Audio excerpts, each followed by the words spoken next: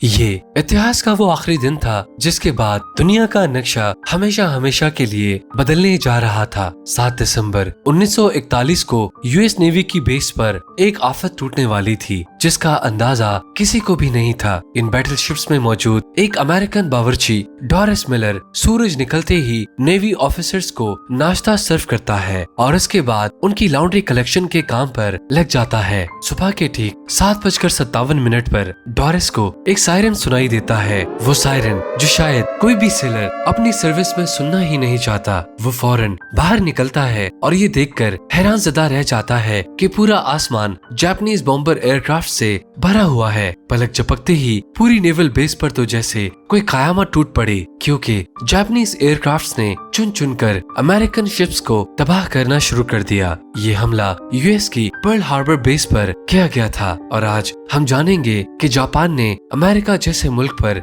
हमला करने की इतनी बड़ी हिम्मत क्यों की थी और डॉरिस मिलर नामी एक बावर्ची को अमेरिका का सबसे बड़ा अवार्ड क्यों दिया गया और अमेरिका ने जापान पर आखिर न्यूक्लियर बॉम्ब का हमला क्यों किया था। नाजरीन, हमारी इस इंटरेस्टिंग कहानी की शुरुआत 1941 में होती है, जब दूसरी जंग अजीम में अमेरिका ने चाइना को बचाने के लिए अपना सब कुछ दांव पर लगा दिया था। जी हाँ, वही चाइना जिसके खिलाफ आज 2023 में अमेरिका खुलकर बात करता है। हुआ कुछ यूँ था कि दूसरी जंग अजीम को स्टार्ट हुए 3 साल गुजर चुके थे, जिसमें एक तरफ जर्मनी और इटली थे और जबकि दूसरी तरफ ब्रिटेन, नेदरलैंड्स और फ्रांस थे। इस जंग में अमेरिका का कोई पार्ट नहीं था। अमेरिका पूरी तरह से न्यूट्रल था, क्योंकि पहली जंग अजीम में हुए नुकसानात की वजह से अमेरिका खुद को यूरोप और एशिया में होने वाली जंग से बिल्कुल अलग रखना चाहता था। पर एक मुल्क था जो अमेरिका को मुसलसल सताया जा रहा था और वो था जापान।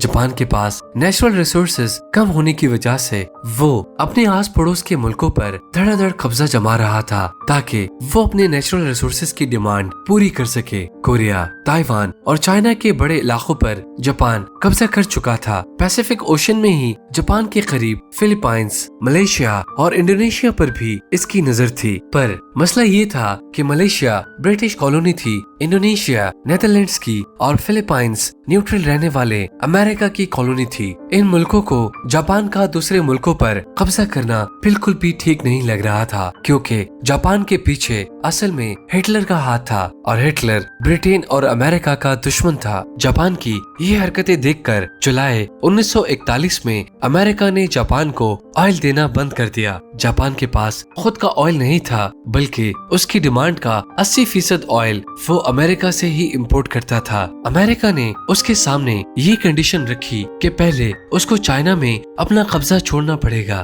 फिर जाकर उसको ऑयल दिया जाएगा। जापान के लिए ये एक बहुत ही मुश्किल फैसला था। एक तरफ अगर वो चाइना से अपना कब्जा छुड़ा देता तो पूरी दुनिया समझती कि इसने हिटलर की सपोर्ट के बावजूद अमेरिका के सामने अपने घुटने टेक दिए। दूसरी तरफ ऑयल था जिसके बगैर जापान का होल्ड वैसे ही कमजोर पड़ जाना था। तभी जापान ने फैसला किया कि वो चाइना से अपने फौजी वापस नहीं बुलवाएगा, बल्कि अंदर ही अंदर उसने प्लान बनाया कि वो ऑयल के लिए इंडोनेशिया पर कब्जा करेगा। लेकिन ये काम इतना आसान नहीं था। जैसा कि हम पहले भी जान चुके हैं कि इंडोनेशिया उस वक्त नेदरलैंड्स की कॉलोनी थी और वहां तक पहुंचने के लिए जरूरी था कि पहले फिलीपाइंस पर कब्जा किया जाए, जो कि अमेरिका की कॉलोनी थी। जापान को अच्छी तरह मालूम था कि अगर उसने फिलीपाइंस पर हमला किया तो उसकी जवाबी कार्रवाई पैसिफिक ओशन में ही मौजूद American naval base Pearl Harbor से की जाएगी। लेकिन क्योंकि जापान के पास ऑयल रिजर्व्स तेजी से खत्म होते जा रहे थे और उनके पास हमला करने के सिवा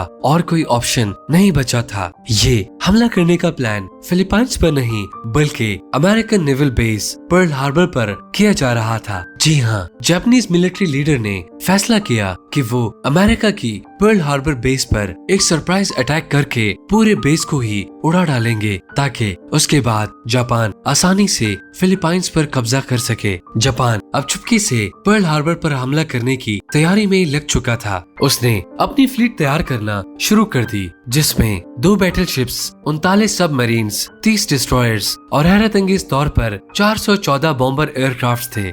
इन एयरक्राफ्ट्स को 6 एयरक्राफ्ट कैरियर्स के जरिए पर्ल हार्बर की तरफ रवाना किया गया। दूसरी तरफ अगर पर्ल हार्बर पर खड़ी अमेरिकन फोर्स का अंदाजा लगाया जाए तो इसमें 8 बैटलशिप्स, 59 एंटी एयरक्राफ्ट शिप्स, 4 सबमरीन्स और 390 एयरक्राफ्ट थे। देखा जाए तो अमेरिका के पास जापान का हमला नाकाम बनाने के लिए काफी फोर्स मौजूद थी, लेकिन इसके लिए जरूरी था कि इनको पहले से ही इस हमले की इंफॉर्मेशन मिल जाए। पर जापान ये अटैक हर तरह से सीक्रेट रखना चाहता था, इसीलिए जापानीज कमांडर ने फैसला किया कि हमले से पहले वो किसी किस्म की भी वायरलेस कम्युनिकेशन से दूर रहेंगे। जापान से निकलने वाली फोर्स करीब 8000 किलोमीटर का फासला तय करके अब पर्ल हार्बर से सिर्फ 370 किलोमीटर दूर थी, और यही वो पॉइंट था जहां से जापानीज एयरक्राफ्ट्स को हमला करने के लिए टेक ऑफ करवाया गया। ये दूसरी जंग अजीम का सबसे बड़ा हमला होने जा रहा था, जिसमें अमेरिका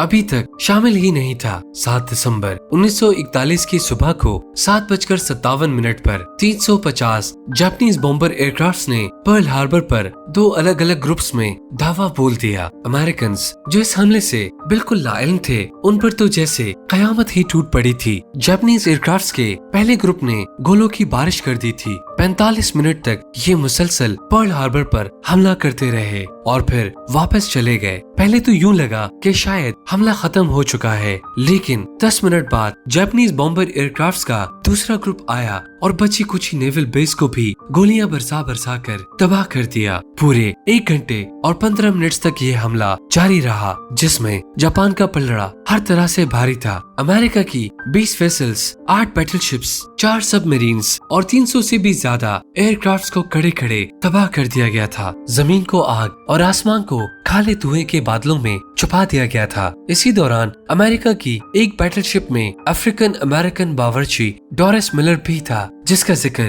हमने वीडियो की स्टार्टिंग में भी किया था। लॉन्ड्री कलेक्शन के दौरान डोरिस को एक सायरन सुनाई दिया। ये खौफनाक सायरन सुनकर जब तक वो बाहर आता, एक जापानीज टोरपेडो मिसाइल उनकी शिप पर आ लगा, जिसमें शिप कैप्टन समेत बहुत ऑफिसर्स जख्मी हो गए। डोरिस ने अकेले में जख्मियों को सेफ जगह पर जाकर शिफ्ट किया और फिर एंटी एयरक्राफ्ट मशीन गन पर जाकर खुद जापानीज एयरक्राफ्ट पर पलटकर वार किया। हैरतअंगेज तौर पर उसने बगैर ट्रेनिंग किए टोटल 6 जापानीज तैयारे मार गिराए थे, जबकि इस हमले में जापान ने अपने टोटल 29 एयरक्राफ्ट्स खोए थे। डोरिस मिलर वो पहला अफ्रीकन अमेरिकन था जिसको बाद में नेवी क्रॉस दिया गया। ये अवार्ड यूएस नेवी का सबसे बड़ा, जबकि यूनाइटेड स्टेट्स में मेडल ऑफ ऑनर के बाद दूसरा बड़ा अवार्ड है। 1 घंटा 15 मिनट हमला आवर होने के बाद जापानीज एयरक्राफ्ट तो वापस चले गए, लेकिन वो अब अमेरिका को भी दूसरी जंग अजीम में धकेल चुके थे। वही अमेरिका जो इस हमले से पहले दूसरी जंग अजीम में शामिल ही नहीं था।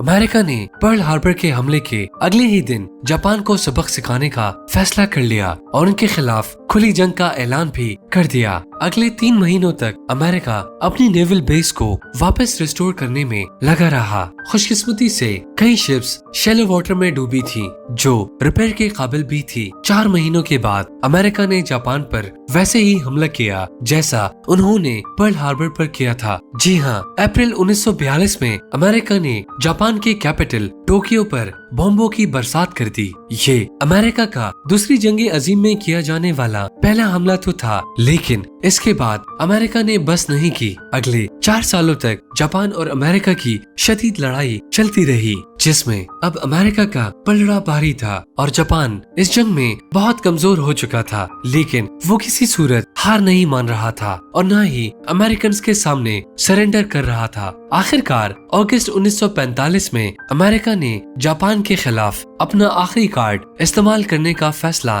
कर ही लिया। 6 अगस्त 1945 को सुबह के 8 बजे जापान के हिरोशिमा शहर के ऊपर एक Boeing B-29 super fortress aircraft देखा गया। इस जहाज में 4400 किलो वजनी लिटिल बॉय नामी बॉम्ब हिरोशिमा के ऊपर गिरा दिया गया। ठीक 43 सेकंड्स के बाद एक जोरदार धमाका हुआ और सब कुछ सफेद हो गया। उसके बाद एक फायरबॉल जमीन से आसमान की तरफ गया, जिसने जमीन का टेम्परेचर 5000 डिग्री सेल्सियस तक पहुंचा दिया। ये हिस्ट्री का पहला न्यूक्लियर अटैक था, जिसने सिर्फ एक चुटकी में ही पूरे हिरोशिमा पर 80% से भी ज्यादा बिल्डिंग्स को मिट्टी का ढेर बना दिया। जापानीज लीडर्स के तो जैसे पैरों तले जमीन ही खिसक गई थी। अभी वो कुछ और समझते कि 3 दिनों बाद 9 अगस्त 1945 को अमेरिका ने जापान के शहर नागासाकी पर भी न्यूक्लियर बॉम्ब गिरा दिया। ये मार्क 3 बॉम्ब था, जिसका कोड नेम फैट मैन रखा गया था। 4670 किलो वजनी इस बॉम्ब ने गिरते ही पूरे शहर को सफाई हस्ती से ही मिटा डाला। ये वो 2 न्यूक्लियर बॉम्ब्स थे जो इंसानों के ऊपर इस्तेमाल होने वाले पहले और आखिरी बॉम्ब्स थे। एक अंदाजे के मुताबिक हिरोशिमा और नागासाकी के हमलों में 2,60,000 के करीब लोग मारे गए। इस हमले के अगले ही हफ्ते जापान ने अमेरिका के सामने सरेंडर कर दिया और इसके साथ ही दूसरी जंग अजीम भी अपने अंजाम को पहुंची। उम्मीद है इंफोटेनमेंट की ये वीडियो भी आप लोग भरपूर लाइक और शेयर करेंगे। आप लोगों के प्यार भरे कमेंट्स का बेहद शुक्रिया। मिलते हैं अपनी दूसरी शानदार वीडियो में।